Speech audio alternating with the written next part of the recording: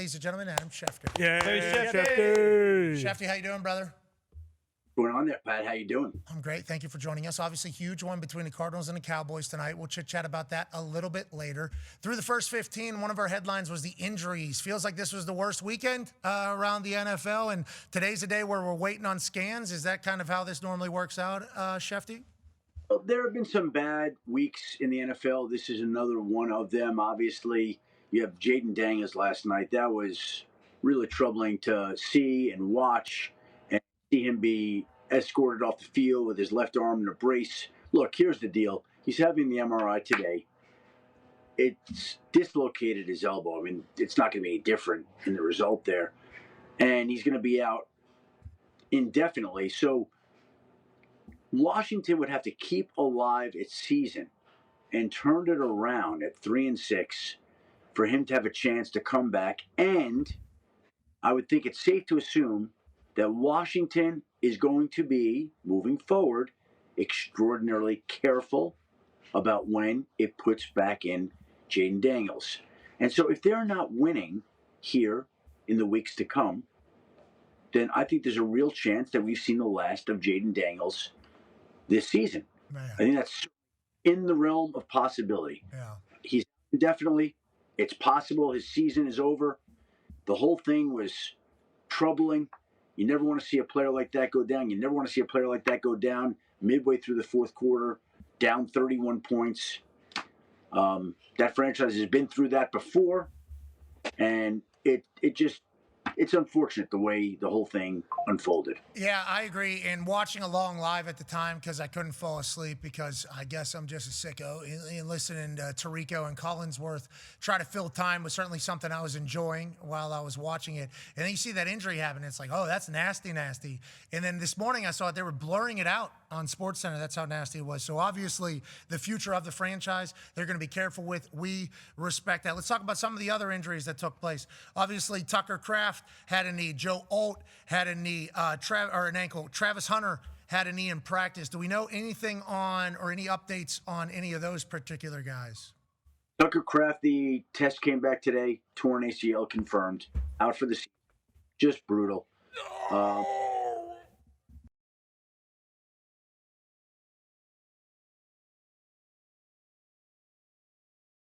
Birthday today. So Jordan Love had an awful 27th birthday yesterday. Tucker Kraft had an awful 25th birthday today. There are a lot of bad birthday celebrations here with the Packers. And Tucker Kraft had developed into, you could argue, maybe the best tight end in the game right now. Coming off a huge game against the Pittsburgh Steelers. Have been unbelievable. Not only is he a great receiver, but he's a great blocker. He's a vital part of that offense. You see the numbers right there. Jordan Love targeting Tucker Kraft is off the charts. That target is now taken away. So, I mean, it's a tough one. I guess you're going to have Musgrave try to step up.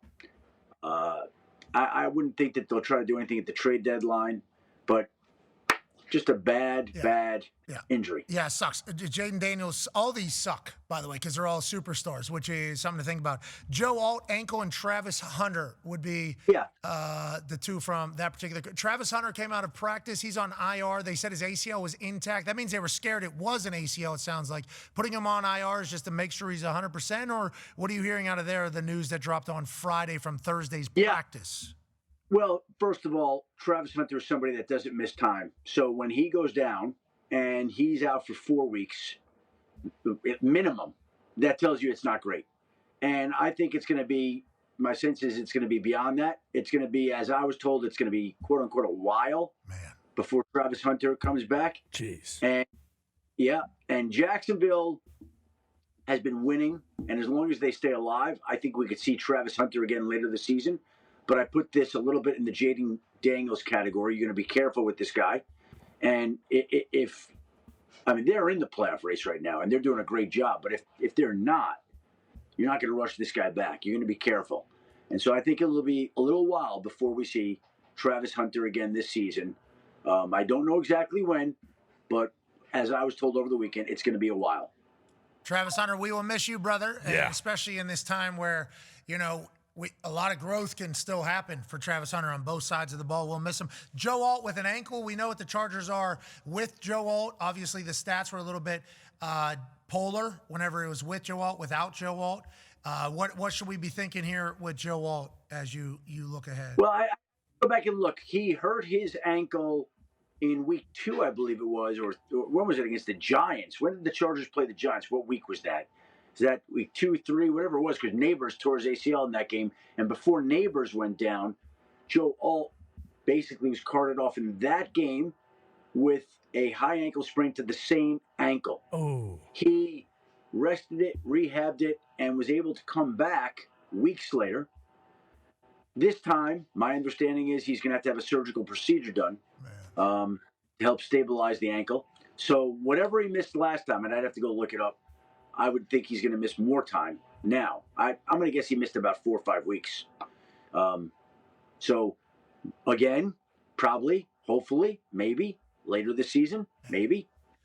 Tough game, dude. Tough game. Football's a tough game. It's so hard to win. That's why, like, the Patriots winning for 20-plus years is so crazy to think about, because you lose a couple of your pillar guys, which is happening here around the league. We're literally just talking about it. You lose a couple of these pillar guys, all of a sudden your team looks vastly different. And it's like, are we even built to win without this person? And it's like, no. It changes everything, some of these injuries. I mean, there we got like Mikael Williams for the 49ers, their first-round draft pick, Nick Bosa. They lose Fred Warner to season-ending injuries. Now you're counting on your first-round pick. He tears his ACL yesterday. Like, I mean, it's where did the Chargers go get an offensive tackle now? It's not these guys. You can't find them. You can't find them. Where do the Niners? I mean, the Niners maybe they could go trade for some kind of edge, maybe, but it's brutal. It's so hard to try to replace that. Yeah, it's impossible. Yeah, the injury thing is just crazy. It is. It's a guarantee that it's going to happen. Who is it? Is going to decide whether or not it kind of sends your entire season off course? So we got a couple trade deadline tomorrow, 4 p.m. Eastern time. Conman has a question for you. Yeah, Schefter, it's interesting too. 3 of those players you just named got hurt on MetLife Stadium again. That's been a convo going over the last couple of years. But looking at Washington, if Jayden Daniels is kind of going to be shut down, do you expect them to move some of the mercenaries, if you will, that they traded for just for this year? Debo, he's on a 1-year deal. Laramie Tunsil was acquired for picks. I don't know what his contract situation is, but do you see Washington maybe now becoming sellers then? It's a great question. It's an interesting point. I would say this. They're probably not there yet mentally. I'm not going to tell you that couldn't happen.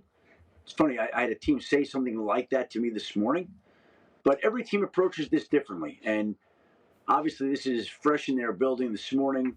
The loss last night, losing Jayden Daniels. I don't know how they'll react to it yet. You're not the first person to raise that issue today, but I don't have the answer to it, unfortunately. Okay, it's a pretty quick turnaround for them to have to make an entire franchise-determining decision, but they have to because trade deadline's tomorrow. You saw the graphic up there. Any trade is possible! Because of things that have happened in the past. Now, obviously, trade deadline has some massive names, like Marshawn Lynch ends up with Seattle. Carson Palmer goes out to the Raiders. He gets traded. Minkah Fitzpatrick gets traded. Could he get traded again, maybe? Jalen Ramsey ends up with the Rams during trade deadline. Eric Dickerson, big trade during the deadline. Herschel Walker traded during the deadline. Randy Moss traded. Christian McCaffrey, remember, from the Panthers to the Niners in the middle of the season. Then they say, yep, you're actually just going to take on the entire workload on the offensive side. I think he ran for a touchdown, threw a touchdown, and caught a touchdown like in his first game with the Niners immediately upon arrival. Then we have the possible buyers there. Now, obviously, any trade is possible with the teams that are potentially on a little bit of a run, which is the possible buyers. This is playoff hopes, playoff dreams, playoff aspirations. Are we 1 piece away, 2 pieces away? How active do you think everything is before tomorrow at 4 o'clock, Schefty? Well, Pat, over the last month leading up to tomorrow, we've already had 10 trades. 10. So my guess would be, if I had to guess, just random dart through, nobody knows the answer to this. We'll probably get 3-4 more by the deadline tomorrow. Just a random guess. I don't know. If you go back to last year, right at the end, the Commanders trade for Marshawn Lattimore in the middle of the day.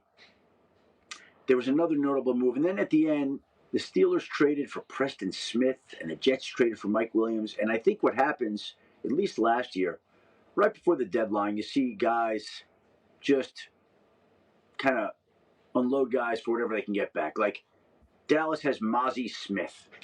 Will I be surprised if at 3:35 tomorrow Mozzie Smith is traded to some team that is looking for somebody to play the? No. I don't know how many significant trades you're going to get between now and tomorrow. The Eagles trading for Jalen Phillips this morning. That would amount to a significant trade. They gave up a third-round draft pick. They reunite Jalen Phillips with Vic Fangio. Jalen Phillips had great success with Vic Fangio until he tore his Achilles in Miami. He's on an expiring contract. The Eagles gave up their own third-round draft pick. They still have the Jets' third-round draft pick from the Hassan Reddick trade. That's a notable trade. I don't know that we're going to get much that's any more significant than that move this morning.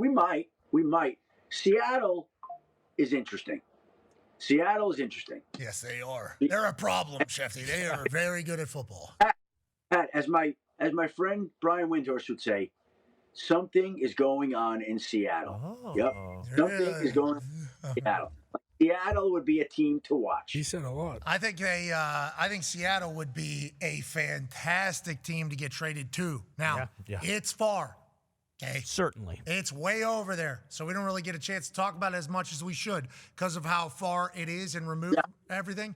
But boy, McDonald's got a team of dogs out there. And Sam Darnold has been flawless seemingly. And Jackson Smith and Jigba wants to be and is in the conversation of the best wide receiver in the league. Good for Seattle. Their defense, I feel like with McDonald, just going to be good. Like that's just kind of what we need to expect going forward. And they could have a special season out there out of nowhere. Nobody else was talking about. Obviously, their fans would say we knew this was coming, but out of nowhere for the rest of us, Schefter. Well, let me say a couple things about this that really make it interesting.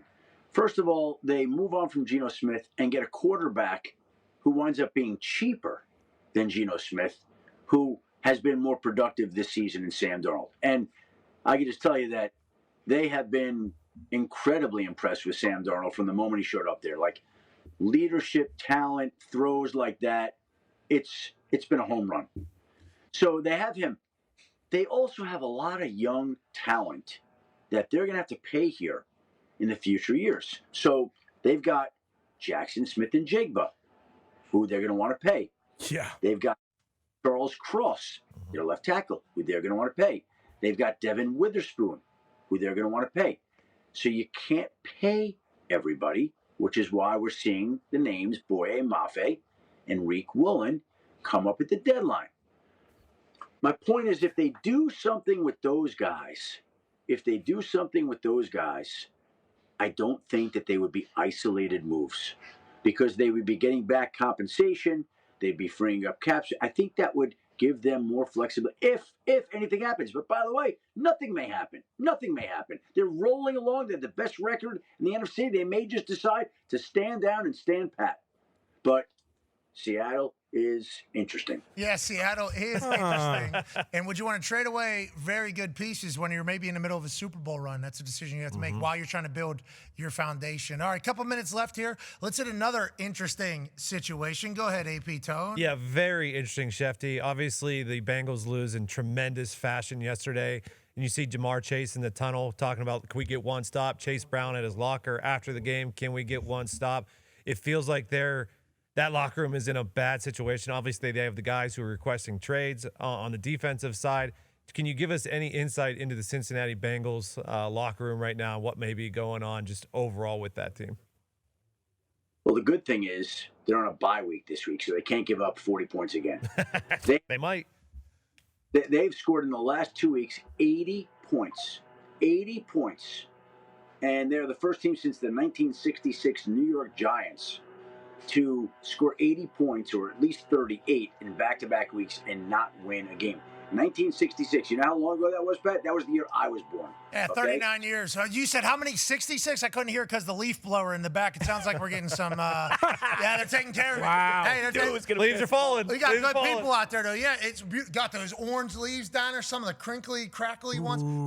Are you going to put it in a pile and go maybe do your little run jump thing into them like, we used to do back in the day? Put them in garbage bags, maybe go ahead and hit people with it? What's the plan with the leaves? Do you have any plan? Do you have any plan coming out of that one or no? The fall foliage here in the Northeast is wonderful, Pat. Yeah. Really, Beautiful. It's not as nice on the ground right now, and it's certainly not as nice when we're trying to go over interesting trade possibilities. Certainly. Honey, stop that. No, honey. You do whatever the hell you want. It's not going to be on us. Okay, trade, so we'll see how it all goes. Cincinnati, though, fascinating situation. It feels like there's been a lot of requests. We assume they would be sellers, but it's the Cincinnati Bengals. Quickly, should we assume they'll be moving or no? Listen, I think there are certain players that would, like Logan Wilson, why would you not trade him? You're not playing him. He wants out. His contract's up. Like, there's no reason not to try to get a draft pick back for somebody that they get a pick for. Like, there's no. By the way, Trey Hendrickson, if they traded him, and I'm not telling you they will, there were teams last week that were told they weren't, and people were wondering if they lost yesterday, which they did, would they reconsider and be willing to move off Trey Hendrickson? If they trade Trey, they could get back a pick and they could save millions, upward over $10 million. Like, why would they not do that? $10 million? You would think the Bengals would make that move immediately. Come on over to Indy, Trey. Okay, last question. You got a minute on this one. Go ahead, Ty. Yeah, Schefter, what's the injury report looking for tonight? And also, we saw that Kyler Murray is not starting tonight, but he may have some sort of role. With him not playing, like, what does this mean for his future in Arizona potentially? Well, I think it's a question right now because Jacoby Brissett has played well, and even Rex Ryan this morning on Get Up said that he felt like the Cardinals' offense operates better with Jacoby Brissett. He's not the first person to say that. And so that leads you to wonder, okay, if Jacoby Brissett keeps playing well, they're going to keep having him play quarterback, or are they going to go back to Kyler? Look, and here's the other point to make here. Their general manager, Monty Ossenfort, their head coach, Jonathan, neither one of them drafted Kyler Murray. He's got $36.9 million of guaranteed money due next year. And I just think that this is a question where both sides are probably going to have to sit down at the end of the season and figure out what's best in both sides' best interest. Like, this is something that we're just, you're just waiting to see how it comes right. It's also interesting, but we're not there yet right now. It's not full-blown interesting, but it could be. It could be interesting this offseason. We can't wait to watch. We'll catch up with you tonight. You're the man. That's Adam Schefter.